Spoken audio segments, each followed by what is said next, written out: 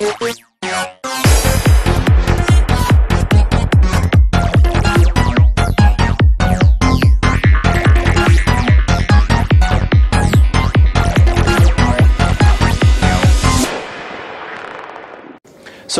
you are going to get rejected, by the way, guys. There's no quick line I can give you.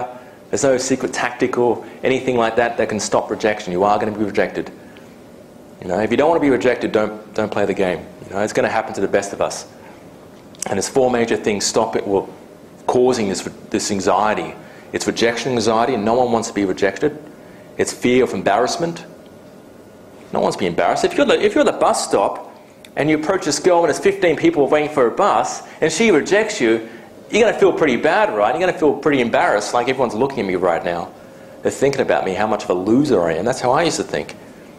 You know, fear of verbal confrontation. Who here is afraid that a girl's going to tell them to F off if they approach them during the day? Okay.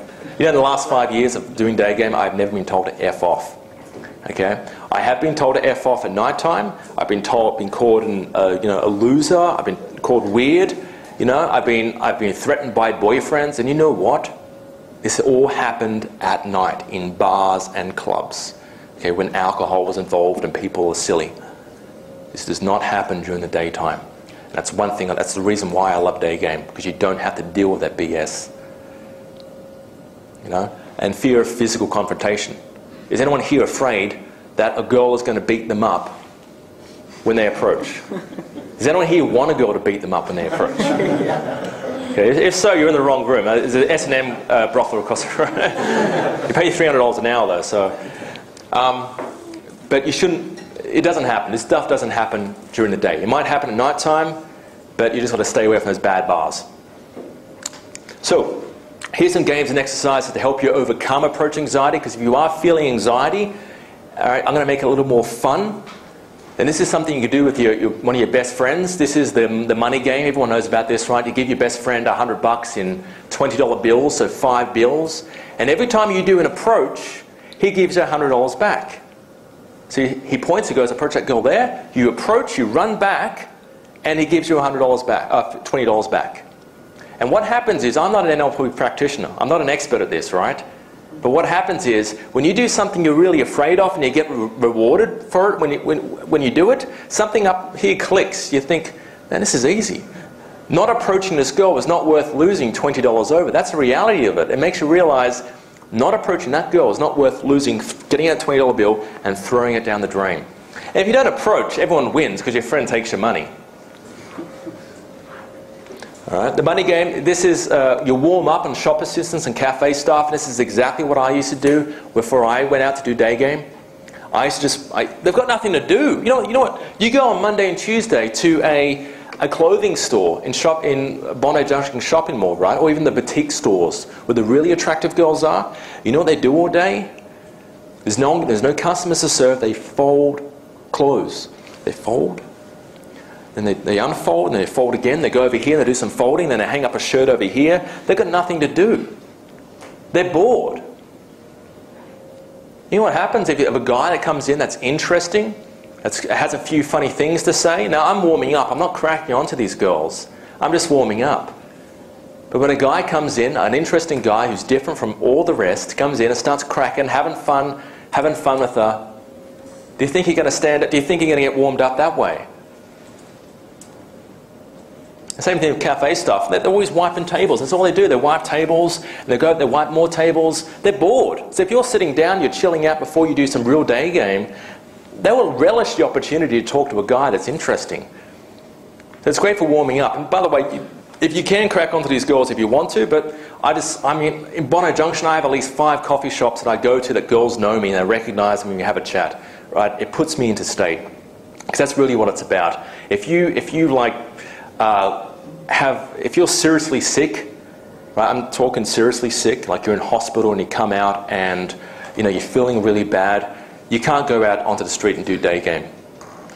Like you're not going to be successful that way. You've got to pump yourself up. It's a pre-state you've got to put yourself into. So warming up, I find, is essential.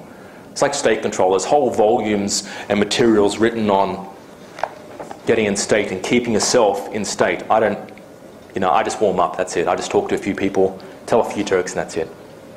And lastly, I actually went to a Tony Robbins seminar about 3 years ago. I remember paying a couple of $1,000s to attend, and there's something there called the firewalk. Has anybody heard of that before? Just the firewalk, yeah? A couple of guys. Has anyone done it? Have you done it before? Yeah. You did? Have you done it? Yeah. How did you feel after you did it? Oh, it was fantastic. Yeah? It feels good, doesn't it? Best experience you tell people. It helps, yeah. Well, I actually did it as well, and it's basically, for those who don't know it, there's a little stretch of walk, right? Hot coals, super piping hot coals, and the aim is you barefoot, you walk across the coals, right? And the aim is to basically walk across and block the fear and walk across, right? And it's pretty scary. It's very scary because you think your feet are going to burn. And there's a thing that Tony teaches. It's called cool moss. This is what he taught me. Cool moss. So as you walk across, you say cool moss. And moss is this kind of stuff that grows on the trees, right? And as you walk across, you imagine and visualize as you're stepping across, the moss is squishing in between your toes, and you're not walking on coals, you're walking on cool moss, and it's cooling your feet. Right? It's like an affirmation, really. You say it enough, you start believing it, and guess what happens? After you finish the walk, your feet aren't burned. And the same thing can be applied to women, like approaching girls. This is a little technique, right? It's called, I'm just going to walk near her. So the next time you're walking down the street, right, and an attractive girl walks past you. We've all been in that situation where we've read a couple of books, we've been to a seminar now, and you're walking across, on the street, and you see an attractive girl, she walks past you, and you know you should approach her, right?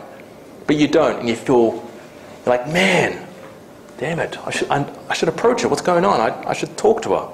I know about this stuff. I know how to start a conversation. The next time that happens, I want you to stop dead in your tracks. I want you to stop. I want you to turn on your heels and start walking after her. Okay? Not in a creepy fashion, though.